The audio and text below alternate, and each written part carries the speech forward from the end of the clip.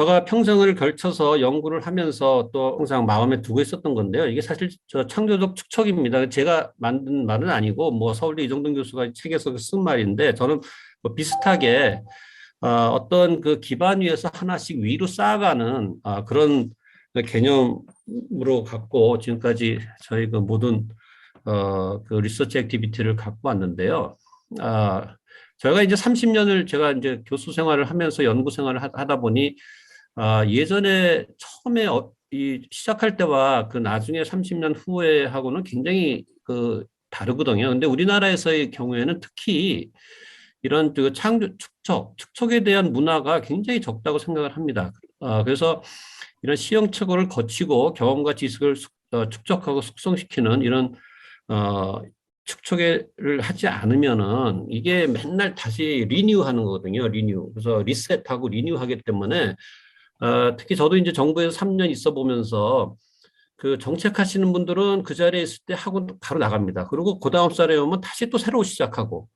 그래서 이런 것들에 대한 그 어떤 문화가 개선되지 않으면은 다시 리셋하고 리뉴하는 그런 거기 때문에 어떻게든지 그동안에 축적된 것을 이용을 해서 다시 거기에 창조적인 숟가락을 얹어서 어떤 결과를 내는 것이 가장 효율적이지 않나 이런 생각을 하고 마침 뭐 이정돈 교수가 이런 책을 썼다고 해서 읽어보지는 않았지만 기사에서 봤습니다. 뭐다 아시겠지만 요번에 우리가 많이 쓰는 저 화이자를 개발한 이 과학자가 여기 하면 시간 나서 제가 다 읽지는 않겠지만은 뭐 이분이 한 거가 mRNA를 했는데 저도 이제 예전에 DNA, RNA를 조금 연구하면서 참 RNA에 대해서는 다루기도 어렵고 굉장히 그 DNA에 비해서는 상당히 관심 밖이었거든요. 근데 어쨌든 그 꾸준하게 해서 이런 뭐 45년간의 그 축적의 시간을 결국은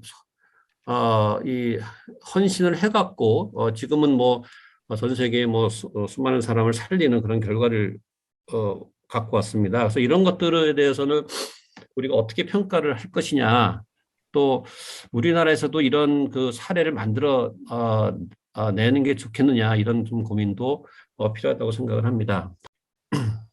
예, 이게 뭐 그 논문이라고 하는데요. 사실 이 바이오 케미컬 바이오피지컬 리서치 커뮤니케이션 같은 경우는 뭐 임팩트도 그렇게 높은 저널이 아니고 그렇게 주목받는 저널이 아닌데 이 논문 한 편이 이 세계를 바꾸는 그런 계기가 됐고요. 제가 뭐 하고 있는 분야 중에 하나도 일본의 어떤 그 시마츠에 있는 그 일렉트리컬 엔지니어인데 그 사람도 조그만 논문 하나 쓴 게, 이 그 단백질 구조를 이렇게 밝힘으로써 노벨 화학상을 한 10년 전에 받았습니다. 그래서 꼭 이렇게 큰 그 외국을 모방하는 그런 그 어떤 그 연구나 이런 것보다도 이런 것들도 같이 존중하고 또 키워 나가서 물론 뭐 실패할 가능성이 또 많지만은 또 엉뚱한 결과가 엉뚱한 그런 그 성과를 갖고 오는 경우도 많이 있습니다. 그래서 이런 것들 좀 참조해야 되지 않나 이런 생각을 하고요.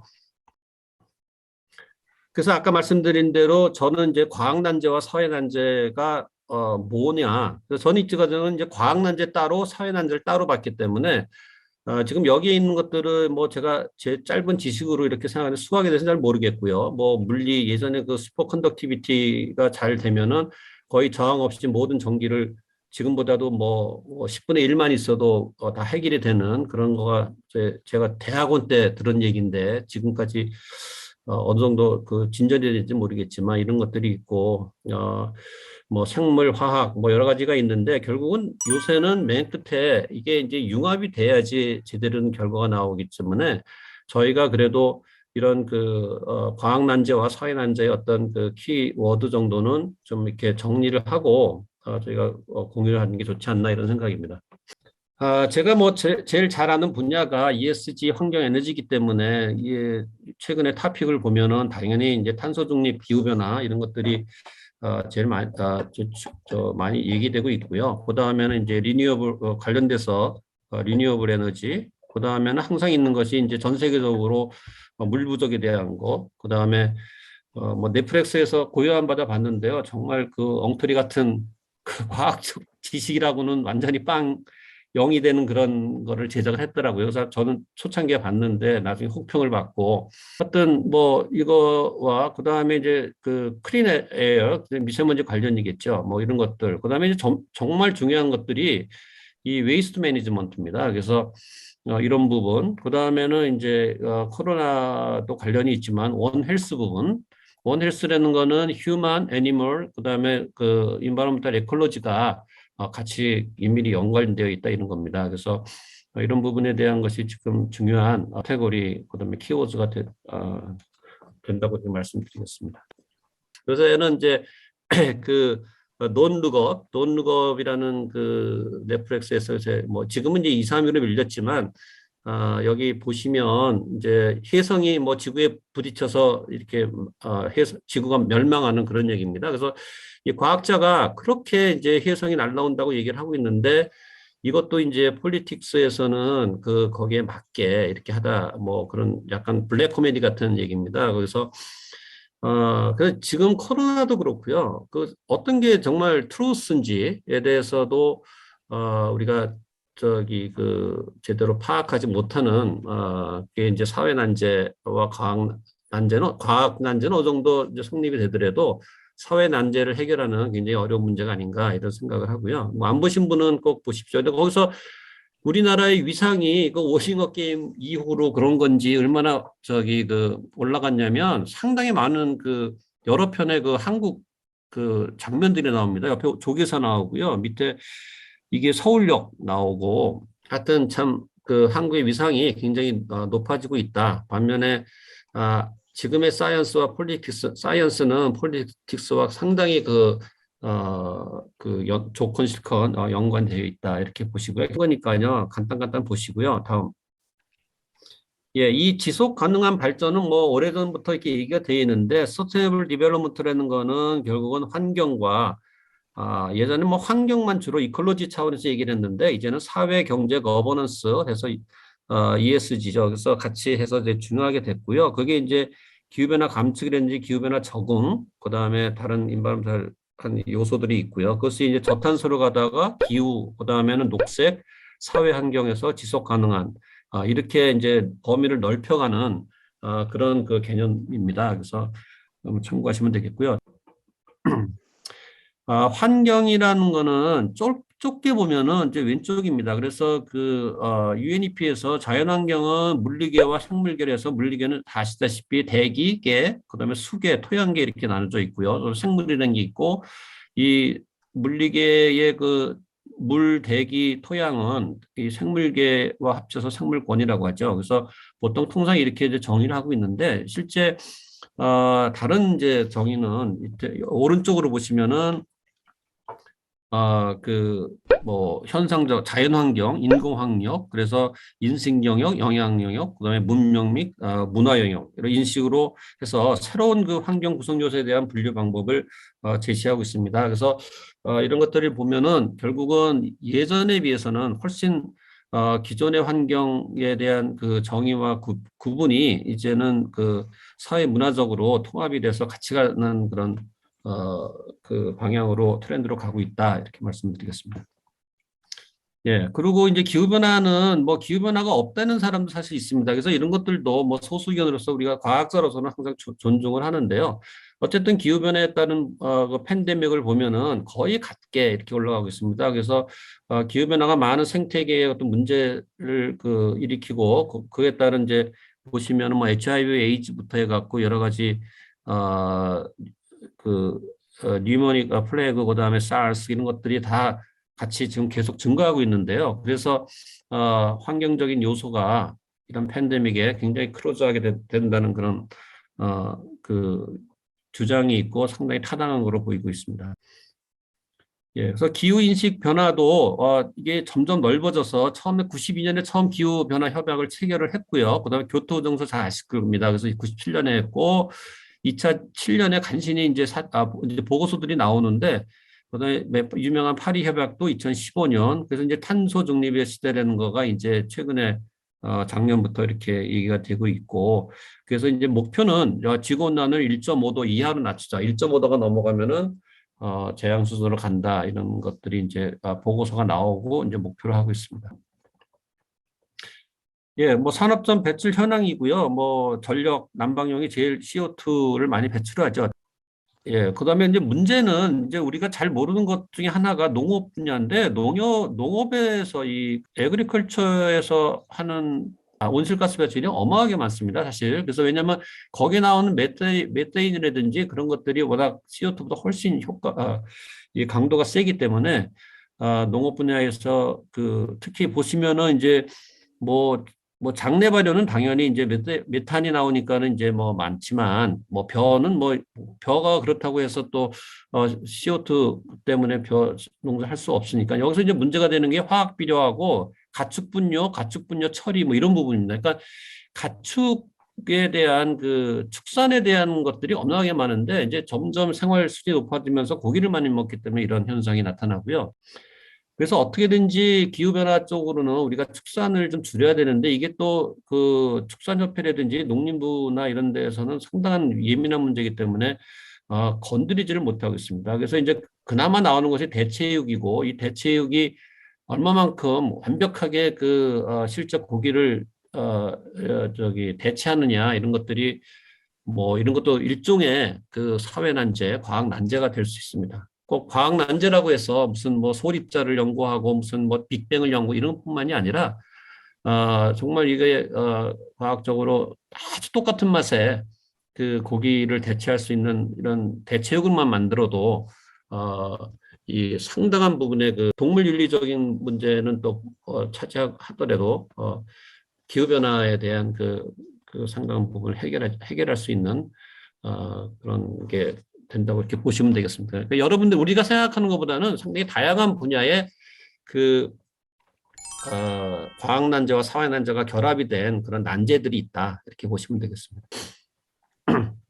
예, 뭐 우리나라 뭐 중립 방향이고요. 뭐 다 보면은 되게 우리나라 정책 방향이 이게 이렇게 단순한 걸 보면은 뭐 그럴듯한데 어떻게 보면 굉장히 단순해서 또 많은 사람들이 좀 그 저기 이의를 제기합니다. 그래서 뭐 전기, 수소, 뭐 뭐야, 풍력이나 이런 거 얘기하는 거죠. 그다음에 기존에 뭐 많이 한 건데 여기 뭐 5번 같은 게 탄소 흡수량 강화인데요. 이건 뭐 거의 안 된다고 보시면 돼요. 지금 사실 탄소를 흡수할 수 있는 방안이 벌써 몇십 년 해왔지만은 잘 안 되거든요. 그래서 이런 것도 굉장히 그 브렉스루한 그런 테크놀로지 혹은 사이언스가 되는데요. 상당히 그 CO2라는 그 아주 이너트한 그 분자의 특성상 이 흡수수단은 기껏해야 이제 지중해 그 가두거나 바다에 가두는 정도가 되는데요.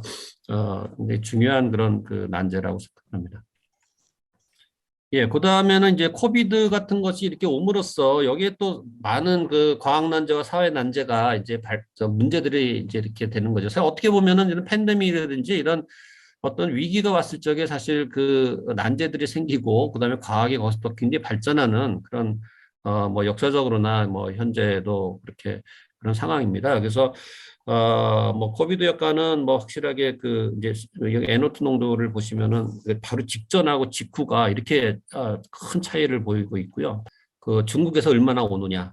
예, 그거를 이제 그 당시에는 뭐 홍길동을 홍길동이라고 아버지를 아버지라고 못 부르는 것처럼 중국을 중국이라고 뭐 외교적으로 그런 일이 있었습니다. 그래서 중국에서 오는 거에 대해서 굉장히 영향평가를 안 하고 발표를 안 하고 그랬는데 결국은 이제 다 하게 됐죠. 그래서 간단하게 말씀드리면은 한 뭐 중국에서 1년에 걸쳐서 오는 거가 한 50%라고 보시면 되고요. 한 49%인데 그냥 50%라고 보시면 되고 고농도 때 오는 거는 한 7, 80%다. 이렇게 기여율이 이렇게 보시면 되겠습니다. 그리고 우리나라가 이제 얼마 전에 환경 위성을 쐈는데 사실 그 이것들을 보면은 위성 자체는 뭐 저기 에이리언 아리안이라는 위성 업체에서 쐈고요. 그다음에 그 위성은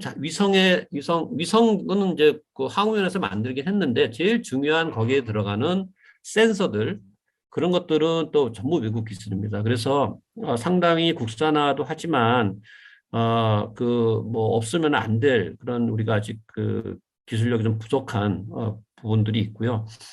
이것이 이제 정지 궤도에 위성을 올려서 한반도를 계속 감시하면서 이 미세먼지의 흐름을 우리가 볼 수 있는 그런 위성입니다. 보면은 바로 이제 뭐 중국에서 왔냐 안 왔냐 그런 거를 이제 우리가 논란할 거 없이 바로 위성으로 볼 수 있기 때문에 뭐 이제 한중간에 어떤 그런 많은 뭐 그 의문 사항을 이렇게 줄였다고 보시면 되겠습니다. 예, 그다음에 이제 이게 저희가 이제 미세먼지 하면서 이게 과학난지하고 사회난지에 관련된 이제 얘기를 해서 제가 사례를 그때 이제 2019년에 어마하게 그 미세먼지가 많이 왔을 적에 모든 과학자 뭐 정책하는 분들이 모아서 이제 뭐 어떻게 하면 되느냐. 사실 이제 중국에서 거의 그때 7, 80% 왔을 때거든요. 근데 그렇게 봤을 적에는 이제 우리나라에서 발생하는 한 20, 30%를 갖고 또 뭐 그렇다고 안 줄일 수 없으니까는 그걸 이제 줄여야 되겠다. 사실 뭐 제 입장에서를 보면은 뭐 그게 얼마나 효과가 있는지는 모르겠지만 그때 이제 BH에서 제시한 게 두 개가 있습니다. 어떤 경로로 제시가 되는지 모르겠지만 많은 과학자의 전문가들을 어떻게 보면 제끼고 그 정책이 이제 탑다운으로 내려왔거든요. 그 중에 하나가 중국에서 이런 그 중국 시안에 이런 정화탑을 했대는데 우리나라도 광화문에다 하자. 뭐 이런 아니면 강남에다 하나, 뭐 강북에다 하나. 그래서 이거는 저희가 과학을 하는 사람은 이게 안 되는 거죠. 왜냐면은 이런 공기 정화는 크로즈 시스템에서 하지 우리가 집에서 간단하게 그 공기 정화기 틀 적에 창문 열고 하지 않잖아요. 다 문 닫고 하죠. 그래서 순환을 시키면서 농도를 옅하게 하는 건데 뭐 지구 전체를 물론 크로즈 시스템이라고 보고 하면 되겠지만은 이런 거를 지금 해결책이라고 해서 뭐 제가 작게 좀 항의한 그런 그 상황입니다. 그래서 이런 것들이 일반 국민들은 잘 모를 수가 있는 거죠. 뭐 어쨌든 공기탑을 놨으니까 공기가 정화되나? 그러면 이 주위에서는 공기가 정화되겠지만은 그 계속 옆에 있는 공기까지 안 좋은 공기까지 이쪽으로 몰려들기 때문에 음압으로 사실 그게 공기 효과가 없는 거죠. 그래서 결국 이것도 거의 뭐 대기업을 압박해서 뭐 실행 LG를 압박해서 거의 뭐 실행 단계에 가다가 뭐 그만두긴 했는데 이런 일이 있었고요. 그 다음에는 이제 비를 뿌려서 미세먼지를 없애자 뭐 이런 또 얘기가 있었습니다. 근데 아니 그 비가 겨우 미세먼지를 발생할 수 있는 그 저 기후의 특징이 굉장히 맑은 날이거든요.